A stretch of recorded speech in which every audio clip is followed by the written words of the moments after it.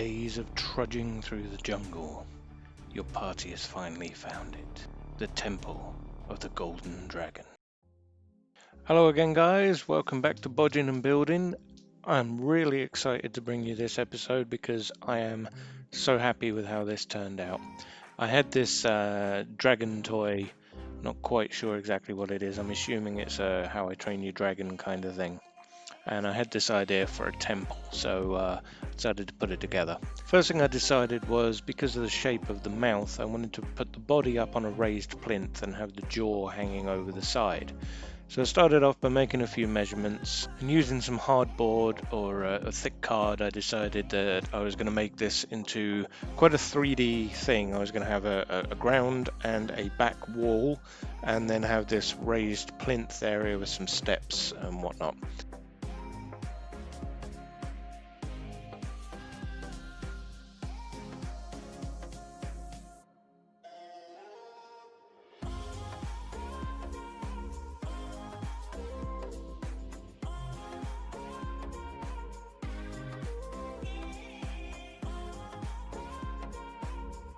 So after making the ground area, I took to dissecting my dragon, which is a sentence I never thought I would say. But I got the odd Dremel rotary cutter out, cut off the tail, and tried to give it as much of a flat back as possible so I could put the back end of the dragon as if it was a statue being built out of a wall. Took the wings off, and I would save those for later. They'd come back into play later on.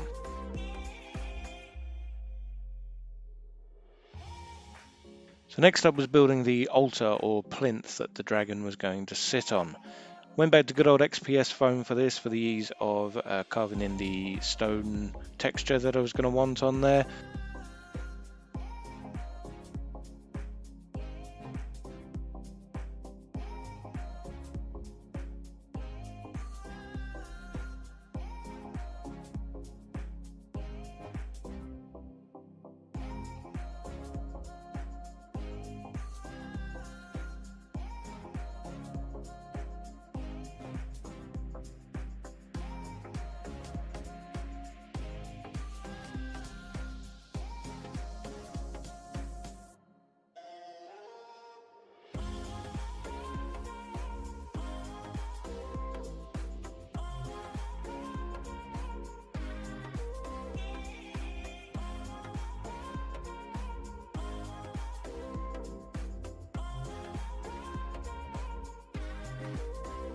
So next up was the steps leading up to the top of the plinth. I decided I didn't want normal straight steps.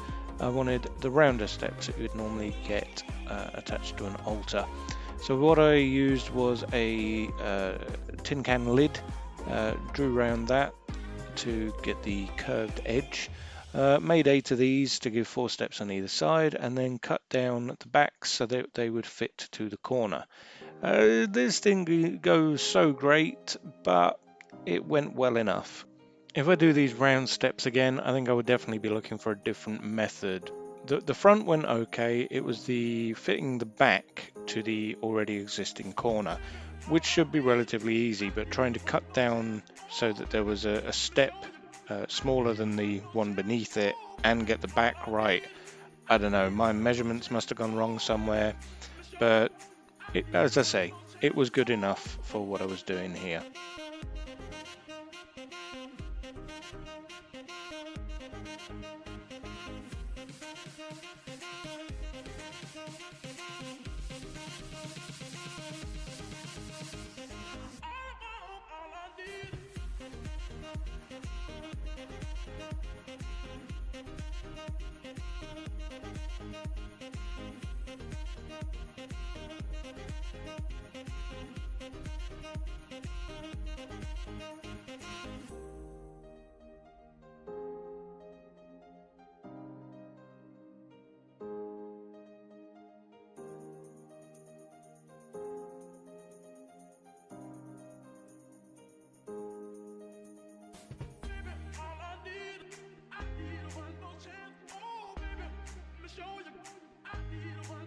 So I hot glued the steps in place, and we end up with something that looks a little bit like this. Now here is where I actually realized what I would say was my first big mistake, even though the steps didn't go quite well.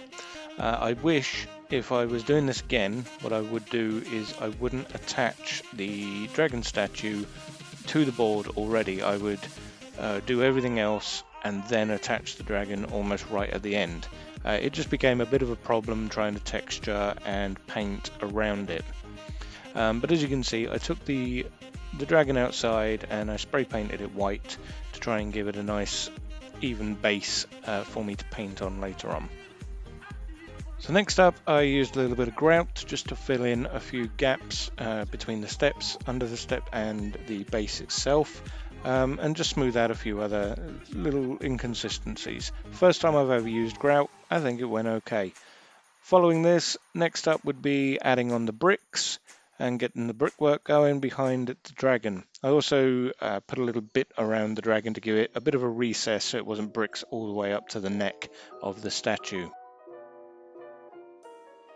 I had an idea of adding a couple of cool large braziers just in front of the dragon here. So I got a couple of skulls out and took the head off using the actual skull cap upside down, gluing that in place to be where I would mount the fire to. Now originally I was going to mount the skulls in place in front of the dragon, but I'm very glad I didn't, and you'll see towards the end why. I know many creators have their own way of making flames for braziers and bonfires and things like that. This is my method. All I do is I just hot glue a line at various heights going along on a piece of parchment paper and then peel it off. Then do a little bit on the back just to strengthen it as well. When this is painted up, it looks pretty good. Just trim it down to the height you want the flames and then glue it into the top of the skull.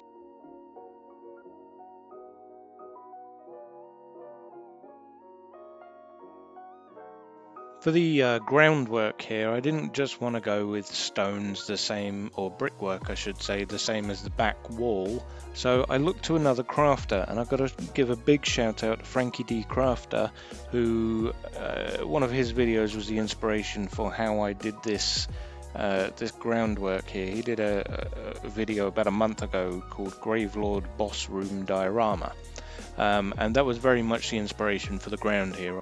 But I'll put a link to his Gravelord Boss Room down below so you can go and check out where I got this from.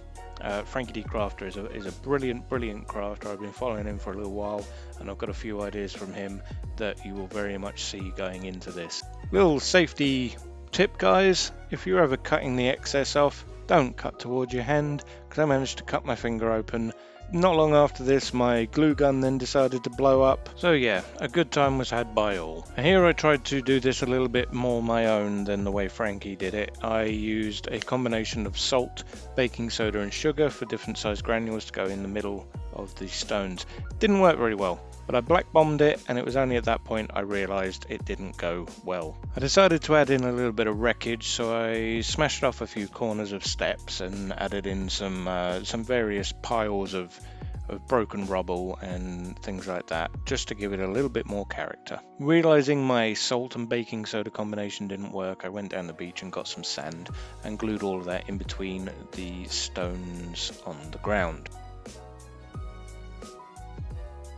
I black attacked it again, and this time it actually left some texture in between the paving slabs on the ground, which is what I was after.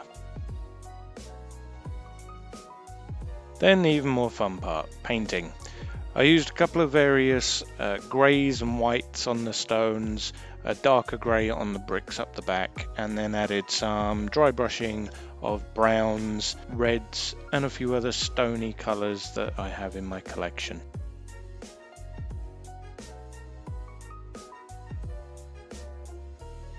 Nice dirty brown in between the slabs, just to make it look like there was some mud in the middle.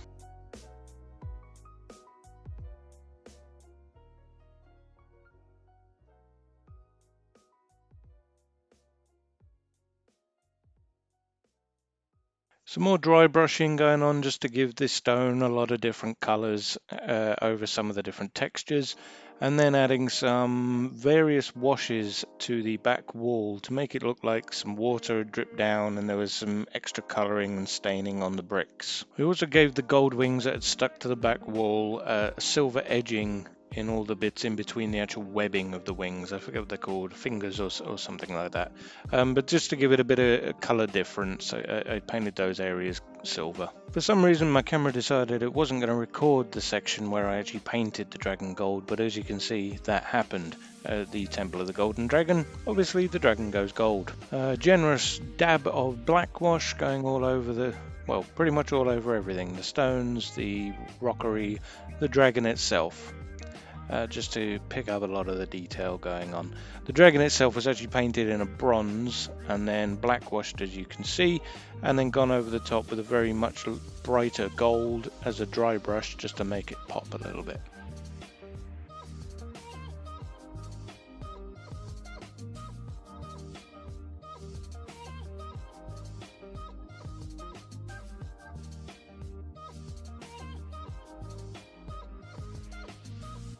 Then using a nice brown wash and earth shade from Citadel in between all the stones on the ground, just to separate them up so it doesn't all become one big muddy mess. Dry brush with a white and then a slightly off-white to grey kind of colour just to make the stones stand out a little differently. Quite a generous dry brush to make sure all of the texture pops out. So next up I got to use something I wanted to use for a little while. I've been down the local game shops and got some of this various coloured moss, and I decided a little bit overgrown, a little bit crumbled down, this moss is going to come in lovely. I decided to use mainly some of the orange and brown, the more dead looking colours, but I put in a nice chunk of the green so it looked like that was the one bit that was still growing quite successfully in the temple, whereas everything else was sort of dying off just a little bit.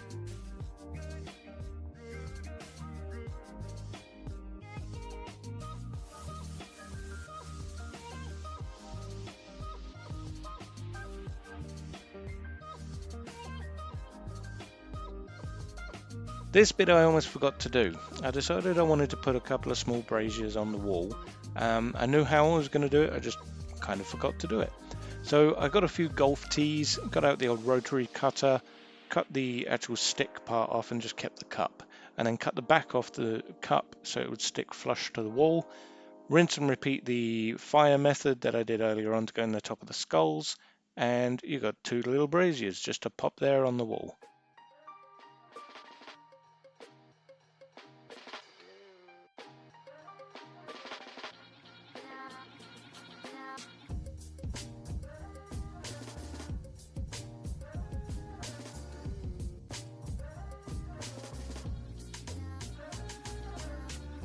I gave the skull braziers a paint with the brighter gold and painted up the flames, as you can see.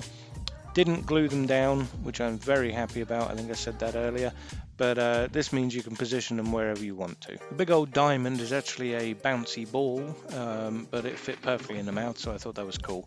As you can see there, I'd painted the teeth silver, painted the eyes red just to give a bit of difference on the colour, and I thought that looked quite cool. And there we have it. The Temple to the Golden Dragon. For me personally, this is the best build I have ever done. To the people I have shown it to, they've said the same. They are really impressed how much I have improved with what I'm doing. The chance to use the moss and using Frankie D's method as well, very cool. I'm so happy with this build and I hope you guys like it. I hope there may be something here you can pick up. I made a few mistakes that I would do differently, but in the end, like I said before, this is good enough for my table. I had a blast making it. I really like it, and I hope you guys do too. That's all for this one, and I'll check you guys out next time on Bodging&Building. Please like, comment, and subscribe. And go check out Frankie D Crafting as well. Link below.